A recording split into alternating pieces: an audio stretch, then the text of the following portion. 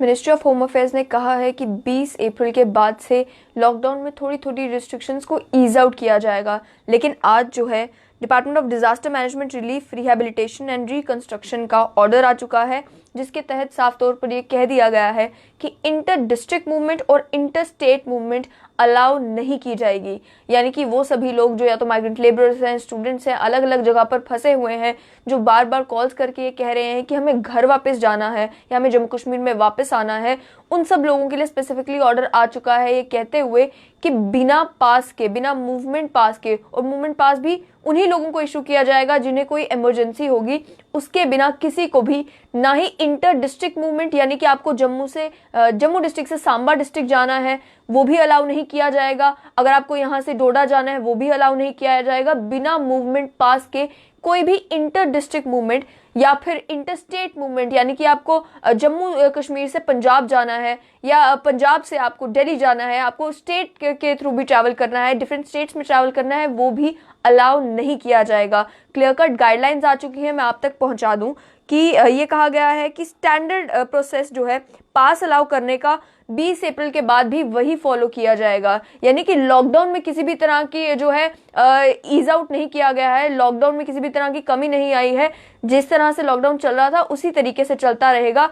खाली आपको भी मालूम है कि कुछ एक काम जो लॉकडाउन के कारण रुके हुए थे उन्हें अलाउ किया गया है, लेकिन उनको भी अलाउ इसी शर्त पर किया गया है कि अगर उन्हें भी मूवमेंट करनी है तो उन्हें हर एक मूवमेंट के लिए पास लेना पड़ेगा। मैं आप तक पहुंचा दूं कि ये कह रहे हैं कि पासेस खाली उन्हीं एक्टिविटीज के लिए इशू किए जाएंगे जिन्हें मिनिस्ट्री ऑफ होम अफेयर्स ने और साथ ही साथ जम्मू कश्मीर की स्टेट एग्जीक्यूटिव कमेटी की ऑर्डर्स ने कहा है कि इन्हें अलाउ किया जाएगा। अब वो कौन कौन सी चीजें हैं मैं आपको बता दूं। First and second grade government employees, उन्हें ऑफिस जाना है। उसके अलावा 33% third and fourth grade government employees, उन्हें ऑफिस जाना है।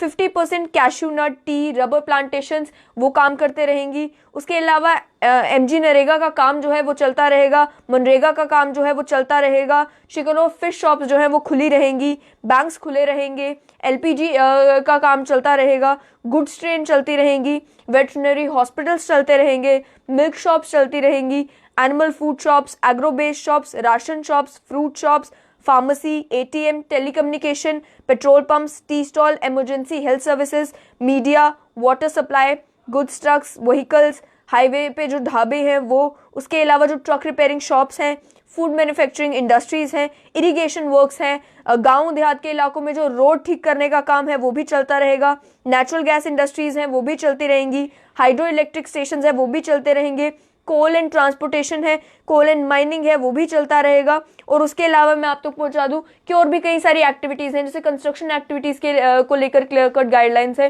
कि म्युनिसिपल लिमिट्स के अंदर अगर कंस्ट्रक्शन एक्टिविटी करनी है तो किस तरह से करनी है, अगर लेबर की मूवमेंट करनी है तो उसके लिए भी पासेस चाहिए, अगर रॉ मटेरियल को कंस्ट्रक्शन साइट तक पहुंचाना है उसके लिए भी पासेस चाहिए। उसके अलावा अगर गांव देहात के इलाकों में काम करना है, गांव देहात के इलाकों में कंस्ट्रक्शन करनी है, या जो ईंट के भट्ठे हैं उन्हें वापस से फंक्शनल करना है, तो उसके लिए भी अगर आपको मूवमेंट करनी है तो आपको पासेस की जरूरत है। लेकिन पासेस आपको तभी अलाउ दिए जाएंगे, तभी आपको इशू किए जाएंगे जब आप उस कैटेगरी में फॉल करते हैं जिन जिन एक्टिविटीज को अलाउ किया गया है। साथ ही आप तक ये भी पहुंचा दूं, रेड जोन के अंदर, यानी कि जो जम्मू कश्मीर में 90 रेड जोन्स बनाए गए हैं उनके अंदर कोई भी मूवमेंट अलाउ नहीं की जाएगी, उनके अंदर किसी भी एक्टिविटी के लिए पासेस इशू नहीं किए जाएंगे। केवल आपको मालूम है कि जो हेल्थ इमरजेंसीज हैं और भी किसी तरह की इमरजेंसी सिचुएशन अगर बनती है तो उसके लिए जम्मू डिस्ट्रिक्ट में डिस्ट्रिक्ट अथॉरिटी ने ई पासेस इशू करने का काम शुरू किया है। साथ ही मैं आप तक ये भी पहुंचा दूं कि ये भी कह दिया गया है कि इंटर डिस्ट्रिक्ट मूवमेंट किसी भी इंडिविजुअल की बिना पास के नहीं होगी। पास इशू करने वाली अथॉरिटी डिप्टी कमिश्नर है। उसके अलावा ये कहा गया है रेयर इमरजेंसीज जैसे हैं, जैसे कोई मेडिकल इमरजेंसी है या कोई इमीडिएट फैमिली में अगर डेथ होती है तो आपको बिना पास के भी जाने दिया जा सकता है। यहाँ पर ये क्लियरली लिखा गया है। अगर आपको मेडिकल सुपरिटेंडेंट की रिकमेंडेशन आपके पास है या सीएमओ की रिकमेंडेशन आपके पास है और तो आप वो भी दिखा सकते हैं, तब भी आपकी मूवमेंट जो है होने दी जाएगी। उसके अलावा इंटर प्रोविंस मूवमेंट, यानी कि जम्मू प्रोविंस से कश्मीर प्रोविंस में जाना है अगर आपको, तो बिना पास के आप नहीं जा सकते, और पास इशू करने की अथॉरिटी जो है वो डिविजनल कमिश्नर के पास है, जो कंसर्न डिविजनल कमिश्नर है। यानी कि अगर आप जम्मू में हैं, जम्मू से कश्मीर जाना चाहते हैं, तो जम्मू के डिविजनल कमिश्नर को आपने अप्रोच करना है, वो अगर आपको पास इशू करते हैं तो आप कश्मीर जा सकते हैं। वैसे ही वाइस वर्सा, अगर आप कश्मीर में हैं, आपको जम्मू आना है, कश्मीर के डिविजनल कमिश्नर को आपको पास इशू करना है, उसके बाद आप वो मूवमेंट कर सकते हैं। साथ ही साथ केवल रेयर मैं कहूंगी मेडिकल इमरजेंसीज हो तो आपको जो है इंटर प्रोविंस मूवमेंट भी करने दी जा सकती है। और सिमिलरली अगर किसी इमीडिएट रिलेटिव की डेथ हुई हो तो आपको जो है इंटर प्रोविंस मूवमेंट करने दी जा सकती है। और किसी भी काम के लिए या वो एक्टिविटीज जो ऑलरेडी परमिट करके रखी हुई है मिनिस्ट्री ऑफ होम अफेयर्स ने, उनके लिए या जम्मू कश्मीर की स्टेट एग्जीक्यूटिव कमेटी ने जो एक्टिविटीज अलाउ कर रखी है, उनके लिए आपको पासेस इशू किए जा सकते हैं।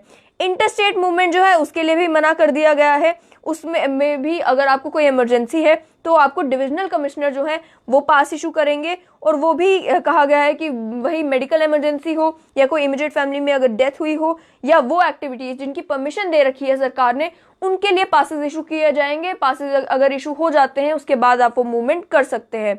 साथ ही मैं आप तक ये भी पहुंचा दूं कि नोडल ऑफिसर इंचार्ज जो है लखनपुर में, जो कमिश्नर सेक्रेटरी जो गवर्नमेंट है पीएचई के, उनसे आपको अप्रोच करना है। उनको कंसल्ट करने के बाद ही डिविजनल कमिश्नर जो है आपको इंटर स्टेट मूवमेंट करने की या इंटर यूटी मूवमेंट करने की इजाजत देंगे। साथ ही मैं आप तक ये भी पहुंचा दूं कि अगर एक क्रिटिकल पेशेंट है जिसे एक एम्बुलेंस में मूव किया जा रहा है बिना पास के, क्योंकि वो सिचुएशन इतनी इमरजेंसी की है, तो ये भी कह दिया गया है कि पास ना होने के कारण किसी भी एम्बुलेंस को रोका ना जाए। आप देख सकते हैं कि लॉकडाउन में भी जो ब्यूरोक्रेट्स हैं वो पूरा ध्यान रख रहे हैं कि एक फैमिली जब इस सिचुएशन में होती है तो उन्हें किसी भी तरह की दिक्कत ना आए। अगर एम्बुलेंस है, एम्बुलेंस के पास नहीं है, एम्बुलेंस में क्रिटिकल पेशेंट है, तो उस एम्बुलेंस को रोका ना जाए। जो ऑफिसर इंचार्ज है उससे ये कहा गया है कि आप अपनी विजडम का इस्तेमाल करें। अब अगर आप अपनी विजडम का इस्तेमाल करेंगे उसके बाद आप इस मूवमेंट को जो है अलाउ करेंगे। अब आपको मालूम है कि कई ऐसी सिचुएशंस होती है जिसमें एक पेशेंट है, उसको इमरजेंसी में शिफ्ट करना पड़ता है। अगर वो गवर्नमेंट मेडिकल कॉलेज में है तो उन्हें दिल्ली ले जाना पड़ सकता है, चंडीगढ़ ले जाना पड़ सकता है, पंजाब ले जाना पड़ सकता है। ऐसी सिचुएशंस में कहा गया है कि अब जो फैमिली है वो क्योंकि इमीडिएटली अफेक्टेड होगी, वो पासिस के लिए अप्लाई करने के बारे में नहीं सोचेगी। उनकी पहली कोशिश यही होगी कि जो पेशेंट है उसे बेटर ट्रीटमेंट मिले। ऐसी सिचुएशन में कह दिया गया है कि एम्बुलेंसेस को ना रोका जाए। साथ ही साथ बाकी जितने भी पासेस हैं उन्हें भी जो प्रॉपर प्रोसीजर है उसे फॉलो करते हुए इशू किया जाना चाहिए। जो कंसर्न हेड ऑफ डिपार्टमेंट है, चाहे वो डायरेक्टर्स हैं, चीफ इंजीनियर्स हैं, वो डिस्ट्रिक्ट डिप्टी कमिश्नर को रिकमेंडेशन भेजेंगे कि ये काम है, इसके लिए हमें पासेस इशू कर दें। उसके हिसाब से जो है पासेस इशू किए जाएंगे। और उसके बाद भी ये कहा गया है कि अगर आप किसी भी तरीके की वायलेशन करते हैं तो आपके खिलाफ कानूनी कार्रवाई होगी। साथ ही साथ जो पासेस ऑलरेडी डिप्टी कमिश्नर ने इशू कर दिए हुए हैं डेली मूवमेंट के लिए, वो एक्सटेंडेड लॉकडाउन पीरियड के लिए भी वैलिड रहेंगे। यानी कि अभी तक जितने भी एसेंशियल सर्विस प्रोवाइडर्स हैं उनके पास जो पासेस थे, चाहे वो मैं कहूंगी पीएचई में काम करने वाले लोग हो, पीडीडी विभाग में काम करने वाले लोग हो, और अन्य कई भी लोग हो जो कि एसेंशियल सर्विसेज पहुंचा रहे हैं आप तक, जो कि वो काम कर रहे हैं जो लॉकडाउन में अलाउड है, और उनके पास जो एग्जिस्टिंग पासेस थे जो कि अप्रैल 15 तक थे, उन पासेस को ही आगे एक्सटेंडेड पीरियड के लिए भी अलाउ किया जाएगा। यानी कि ये नहीं कहा जाएगा कि ये पास पुराना है, आप नया पास लेकर आए, तो उन्हीं पासेस को एक्सटेंडेड लॉकडाउन पीरियड के लिए भी अलाउ किया जाएगा। साथ ही साथ ये भी कहा है कि जो डिप्टी कमिश्नर है वो एक जनरल ऑर्डर या कोई स्पेसिफिक ऑर्डर इशू कर सकते हैं ताकि किसी भी एक पास की जो है, किसी भी टाइप के पास की वैलिडिटी को रिवोक कर सके। यानी कि आपको मालूम है कई सिचुएशंस में ये भी देखने को मिला है कि कई लोग थे जिन्हें कोई इमरजेंसी में जरूरत थी पासेस की, तो उन्हें पासेस इशू किए गए।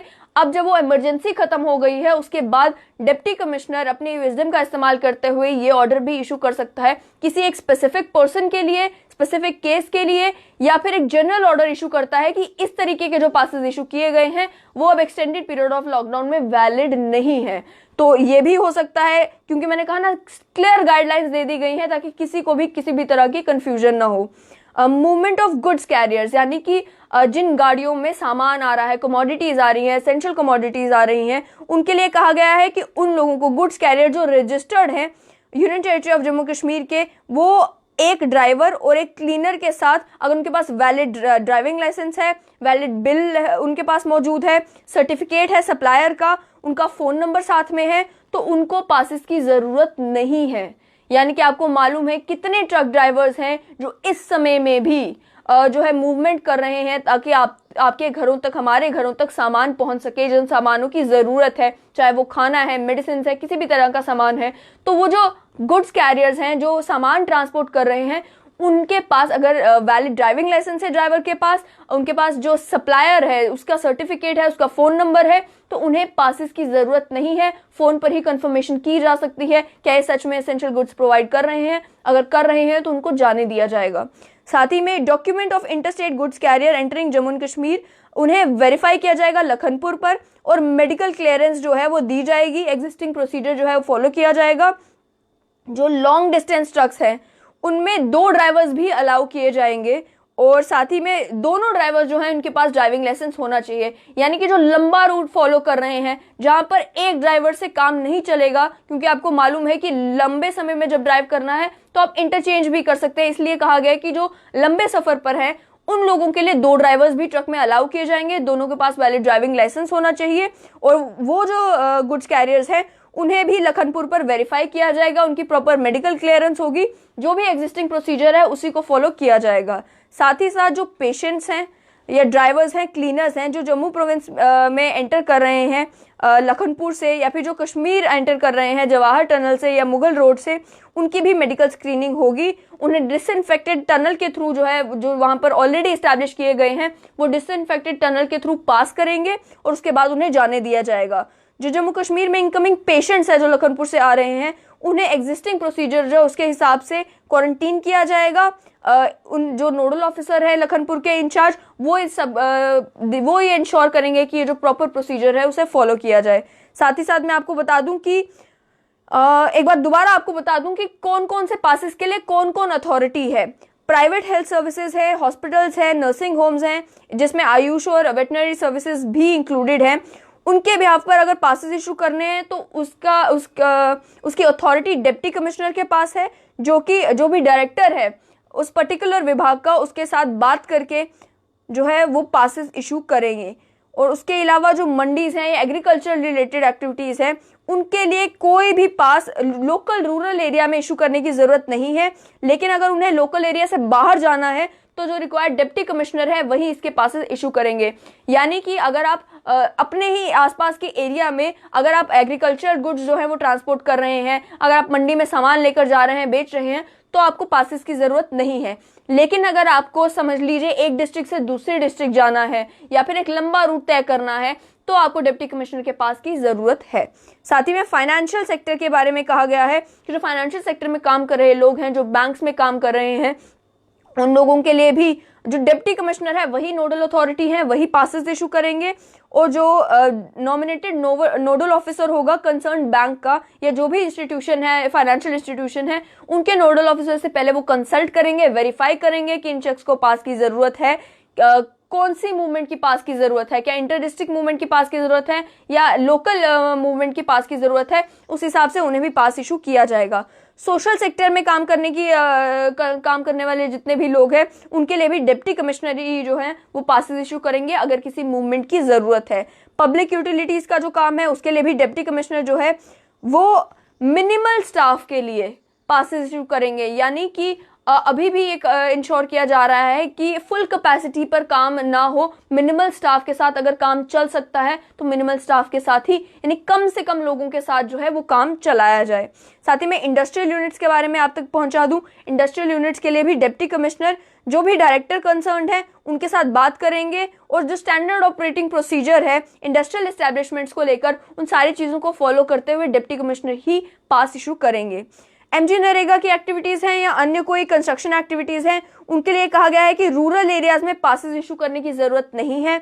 लेकिन जो वर्कर्स या लेबरर्स हैं, अगर उन्हें लोकल एरिया से बाहर से लाना है तो उनके लिए जो है पासिस की ज़रूरत होगी और पासिस डीसी ही इशू करेंगे। जो एसीडी हैं या सुपरिंटेंडिंग इंजीनियर हैं उनसे बात करके और पूरे स्टैंडिंग ऑपरेटिंग प्रोसीजर को फॉलो करके वो जो है वो पासिस लेंगे। साथ ही में एसेंशियल यूनिट्स जो अभी तक ऊपर मेंशन नहीं किए हैं मैंने, और कोई एसेंशियल यूनिट्स हैं जिन्हें 16-17 को जो गाइडलाइंस इशू की गई थी कि किन किन लोगों को 20 अप्रैल के बाद अलाउ किया जाएगा, उन सभी लोगों के लिए भी डिप्टी कमिश्नर ही department of food and civil supplies और कंज्यूमर अफेयर से बात करके डिप्टी कमिश्नर ही पासेस इशू करेंगी। साथ ही में सिविल सेक्रेटरीट के जो एम्प्लॉयज हैं उनके लिए भी डीसी जो हैं वो जनरल एडमिनिस्ट्रेटिव डिपार्टमेंट से बात करेंगी और उसके बाद पासेस इशू किए जाएंगे। एम्प्लॉयज ऑफ अदर ऑफिस जो नॉन सेक्रेटेरिएट हैं, उसके अलावा जो सेंट्रल गवर्नमेंट के ऑफिस हैं, उनके लिए भी डिप्टी कमिश्नर ही जो कंसर्न हेड ऑफ डिपार्टमेंट है उनसे बात करेंगे, उसके बाद पासेस इशू किए जाएंगे। इंटर डिस्ट्रिक्ट मूवमेंट के लिए भी डिप्टी कमिश्नर जो है वो सीएमओ से या फिर मेडिकल सुपरिटेंडेंट से बात करेंगे, पासेस इशू करेंगे। और इंटर प्रोविंस मूवमेंट के लिए जो है वो डिविजनल कमिश्नर जो है प्रिंसिपल गवर्नमेंट मेडिकल कॉलेज या फिर और कोई टेरिटरी केयर सेंटर अगर जो है उनसे बात करके पासेस इशू किए जाएंगे। और इन पासेस के लिए भी क्लियर गाइडलाइंस है पूरे पीरियड ऑफ लॉकडाउन, मतलब जब तक ये लॉकडाउन रहेगा तब तक के लिए वो पास जो है वो वैलिड रहेगा। इसमें एक्सेप्शन है वन टाइम पासेस की, यानी कि अगर आपको एक बार की कोई मेडिकल इमरजेंसी है या और कोई इमरजेंसी है जिसके लिए आपको पास की जरूरत है तो वन टाइम पास भी इशू किए जाएंगे। वैसे ही रेड जोन के बारे में जैसे मैंने कहा कि ई पास इशू हो सकते हैं। उसके अलावा ये कहा गया है कि स्पेसिफिकली जो रूट है, किस रूट से आपने जाना है वो भी रूट आपको पास में मेंशन करना है। लेकिन जो पिछले ओल्ड पासेस ऑलरेडी इशू कर चुके हैं, अगर उनमें रूट नहीं है तो उन्हें इनवैलिड नहीं माना जाएगा। यानी कि नए पासेस अगर आप इशू कर रहे हैं तो उसमें मेंशन होना चाहिए कि आपने कौन सा रूट फॉलो करना है और उसी रूट के लिए वो पास होगा, आप इधर उधर नहीं जा पाएंगे। और जो पहले ही पासेस इशू किए गए हैं क्योंकि उनमें रूट्स मेंशन नहीं है, उन्हें इनवैलिड नहीं कहा जाएगा क्योंकि उनमें रूट्स मेंशन नहीं है, क्योंकि वो पुराने पासेस हैं, उन्हें वैसे ही कंसिडर किया जाएगा जैसे वो वैलिड पास है। साथ ही में पासेस रेड जोन के लिए, हॉटस्पॉट्स के लिए, कंटेनमेंट जोन्स के लिए नहीं इशू किए जाएंगे और अगर इशू किए भी गए हैं तो उन्हें कैंसिल कंसिडर कर दिया जाएगा। जैसे ही अगर समझ लें कि अगर कोई पासेस इशू किए गए हैं, एक एरिया के लिए पासेस, एक एरिया में रहने वाले शख्स के लिए पास इशू किया गया है, लेकिन उस एरिया को थोड़ी देर बाद रेड जोन डिक्लेयर कर दिया जाता है, तो जो पास उनके पास है उसे इनवैलिड कंसिडर कर दिया जाएगा। आप रेड जोन से पास दिखाकर नहीं निकल पाएंगे। सोशल डिस्टेंसिंग का जो नॉर्म है उसे हर जगह पर फॉलो करना है, चाहे वो लार्ज पैसेंजर व्हीकल्स हैं जिसमें एम्प्लॉयज ट्रैवल कर रहे हैं या और कोई किसी भी तरह की एक्टिविटी कंडक्ट कर रही है, सोशल डिस्टेंसिंग का पूरा ध्यान रखना है। उसके अलावा जितनी भी जितनी भी एक्टिविटीज अलाउ की गई हैं उन सब में, चाहे वो एमजी नरेगा की हो, कंस्ट्रक्शन एक्टिविटीज हो, इंडस्ट्रियल एस्टेब्लिशमेंट्स हो, सब में के बारे में ये कहा गया है कि जो स्टैंडर्ड ऑपरेटिंग प्रोसीजर है, यानी कि social distancing, hand washing, mask पहनना, ये सारी चीजें हर जगह पर फॉलो की जानी चाहिए। और पासेस इशू करने के लिए पूरी प्रॉपर वेरिफिकेशन होनी चाहिए कि इस चीज के लिए पासेस इशू करने हैं। तो आपने देखा कि कितना क्लियर कट बताया दिया गया है कि क्या सिचुएशन है, किस चीज के लिए पासेस इशू किए जाएंगे, कैसे इशू किए जाएंगे, कौन इशू करेगा। तो अब मैं आप तक यही पहुंचाना चाहूंगी कि आप लॉकडाउन का पूरा पालन करें। ऑलरेडी जो है नरवाल में भी 8 लोगों के खिलाफ एफआईआर लग चुकी है लॉकडाउन की वायलेशन करने के लिए, और श्रीनगर में भी कल 17 लोगों के खिलाफ एफआईआर लगी है क्योंकि उन्होंने लॉकडाउन की वायलेशन करी। ऐसे में अगर आपके पास कोई जेन्युइन रीजन है तो वेट करें जब तक आपको पास इशू नहीं होता। मेडिकल इमरजेंसी के केस में साफ तौर पर कह दिया गया है कि अगर एम्बुलेंस में कोई पेशेंट है तो एम्बुलेंस को नहीं रोका जाएगा। इंटर डिस्ट्रिक्ट मूवमेंट भी अलाउ की जाएगी, इंटर प्रोविंस मूवमेंट भी अलाउ की जाएगी, इंटर स्टेट मूवमेंट भी अलाउ की जाएगी, लेकिन वैलिड पासेस के साथ। और ये मैं कहना चाहूंगी कि जितने भी इस समय ऑफिसर्स इंचार्ज हैं, हाई रैंक के जो ऑफिसर्स हैं, चाहे मैं चीफ सेक्रेटरी बीवीआर सुब्रमण्यम की बात करूं, मैं लेफ्टिनेंट गवर्नर गिरीश चंद्र मुर्मू की बात करूं, वो बहुत ही इन कॉन्टैक्ट हैं लोगों के, और लोगों की जितनी भी प्रॉब्लम्स आ रही हैं वो उन्हें सुन भी रहे हैं और उन्हें रेक्टिफाई करने की भी कोशिश कर रहे हैं। इसमें अगर हाई रैंक के ऑफिसर्स जो हैं इतना रेडिली रिस्पॉन्स कर रहे हैं तो मुझे लगता है कि चाहे वो डिप्टी कमिश्नर हो, डिविजनल कमिश्नर हो, उन्हें भी इसी तरीके से लोगों की मदद करनी चाहिए। इस समय जिस समय लॉकडाउन है, लॉकडाउन के चलते ऑलरेडी लोगों को बहुत सारी दिक्कतें आ रही हैं, और ऐसे में ये इंश्योर करना कि जब किसी को कोई इमरजेंसी हो, कोई प्रॉब्लम हो, ऐसे में वो शख्स जो है वो सफर ना करे। ये इन लोगों की इस वक्त ड्यूटी है। लेकिन लोगों का भी बिल्कुल फर्ज बनता है कि अगर उन्हें कोई काम नहीं है तो वो घरों में ही बैठे, बेवजह बाहर ना निकले। अगर 20 अप्रैल के बाद से, यानी कि कल के बाद से आप उस कैटेगरी में फॉल करते हैं जहां पर आपका जो काम है आपको अलाउ कर दिया जाएगा, तो आप अभी से जो है पासेस बनाने का प्रोसेस शुरू कर दें। आप डिप्टी कमिश्नर के दफ्तर में अप्लाई कर दें। आप उन्हें बता दें कि आपकी रिक्वायरमेंट कितनी है, कौन से रूट के लिए आपको पास चाहिए। सारी चीजें फ्रेम करके रख ले ताकि कल जब 20 अप्रैल है, रिस्ट्रिक्शन थोड़ी ईज आउट होंगी, आपको अपना काम करने में कोई दिक्कत ना आए। और साथ ही साथ जो एडमिनिस्ट्रेशन है उन्हें भी आपका काम सुपरवाइज करने में या फिर ये देखने में कि कहीं लॉकडाउन की वायलेशन तो नहीं हो रही, कोई दिक्कत ना आए। ऐसा ना हो कि आप तो जेन्युइनली अपना काम कर रहे हैं लेकिन आपके पास पास नहीं है तो पुलिस को आपके खिलाफ एक्शन लेना पड़ जाए। तो फिलहाल इस अपडेट में बस इतना ही। और भी कोई खबर होगी तो आप तक जरूर पहुंचाएंगे। Pallavi Sareen signing of.